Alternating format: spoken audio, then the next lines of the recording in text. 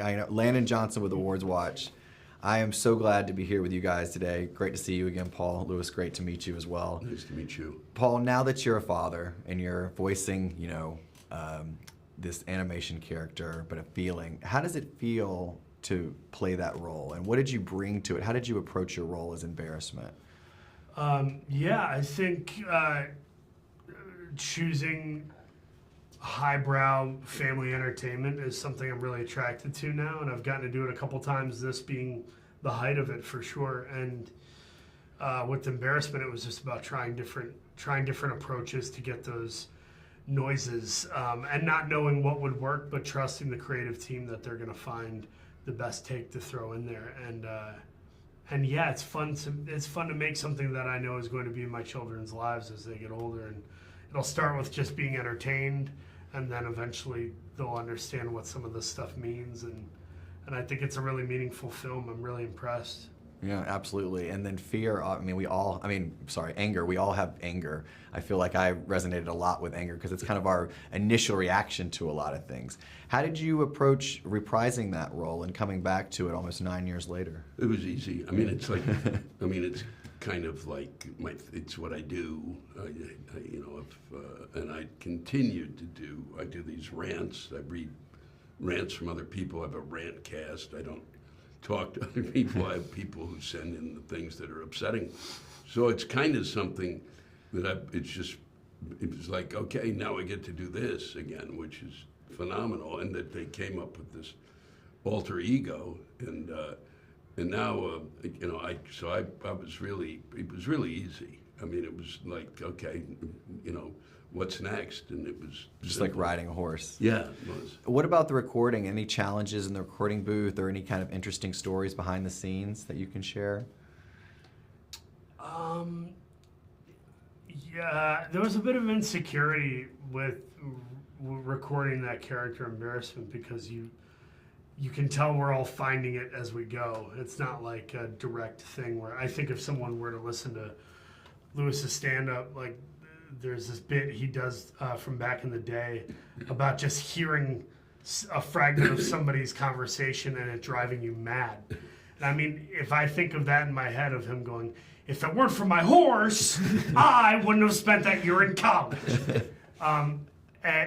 I think, I could see him doing anger in the Pixar movie, but for me, I kind of had to go in there and just take a chance on some of those things, which was I had a bit of insecurity doing that, but thankfully it turned out. Yeah, absolutely, it really did. Now, what do you hope that today's generation will take away from the film? The first film had such a monumental impact, best animated picture. What are you hoping that they're going to get out of it today? They'll get out of it an understanding of what they're feeling, as opposed to my generation, which is still trying to figure out what they're feeling. And by the time they're passing on and going to heaven, they go, "Oh, that was it." So I think it's huge in that sense. We talked about it. We touched on it through a bunch of the interviews, but the fact that anxiety is in this is massive, because it's not just kids, it's every age group. It has still, whether they like it or not, experiencing it, and so as a result, the timing of it is pretty remarkable, and I don't think they set out.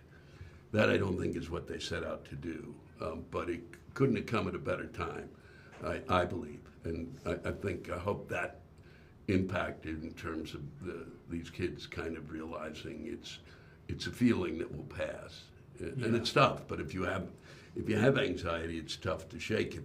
And hopefully, if you have an understanding beforehand, before you experience it, it's, I think, huge. Yeah, absolutely. That's emotional self-awareness. Many people didn't have that before, and now we're so lucky to kind of have these, empathy machines that can create that. Yeah, that's a big deal. And I think if it's almost like when they hide the medicine in the food or whatever, you give it to a dog or something. It's like, or a kid.